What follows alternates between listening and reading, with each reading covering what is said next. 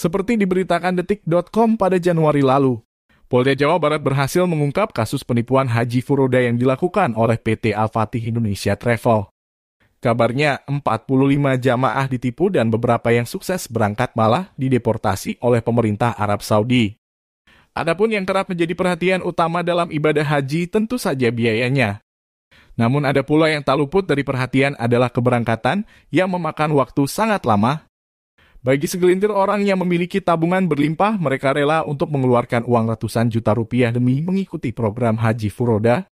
Haji furoda tentunya berbeda dengan haji reguler atau khusus yang kuotanya diatur pemerintah RI. Mahalnya biaya haji dan lamanya keberangkatan ternyata dimanfaatkan oleh para biro travel haji dan umroh nakal untuk mencari keuntungan. Berikut adalah 4 kasus penipuan berkedok travel haji dan umroh yang sempat viral di Indonesia. 1. Utsmaniyah Hanian. Tepat pada 2018 lalu, aparat kepolisian Surakarta berhasil membekuk 2 tersangka kasus penipuan berkedok travel haji dan umroh PT Utsmaniyah Hanian, Hanian Tour. Kurang lebih 1.800 orang jamaah menjadi korban penipuan dari biro travel yang kantor cabangnya tidak mengantongi izin operasi dari Kementerian Agama, Kemenad. Kabarnya kantor pusat mereka memang sudah mengantongi izin, namun kantor-kantor cabangnya justru belum. Total kerugian dari biro travel umroh yang satu ini dikabarkan mencapai 37,64 miliar rupiah.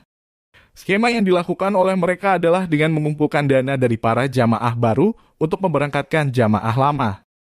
Namun uang yang dikumpulkan kabarnya juga digunakan untuk kepentingan pribadi orang-orang di balik perusahaan ini. 2. Solusi Balaru Mampah. Lewat bendera Solusi Balaru Mampah, SBL, Aum Juang Wibowo berhasil menipu puluhan ribu calon jamaah umroh.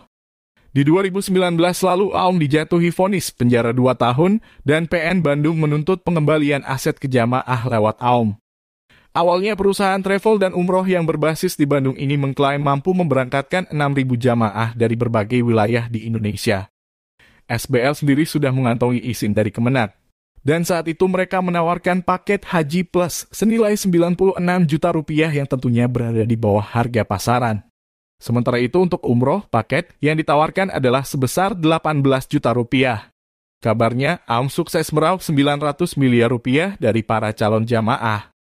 Aum pun mengambil 300 miliar rupiah dari dana yang dihimpun untuk kepentingan pribadi. 3. First Travel. First Travel adalah jasa travel haji dan umroh yang didirikan oleh Anissa Hasibuan dan Andika Surahman. Layanan First Travel laris manis, lantaran mereka menawarkan paket ibadah ke Tanah Suci dengan biaya yang jauh lebih murah dibanding harga pasaran saat itu.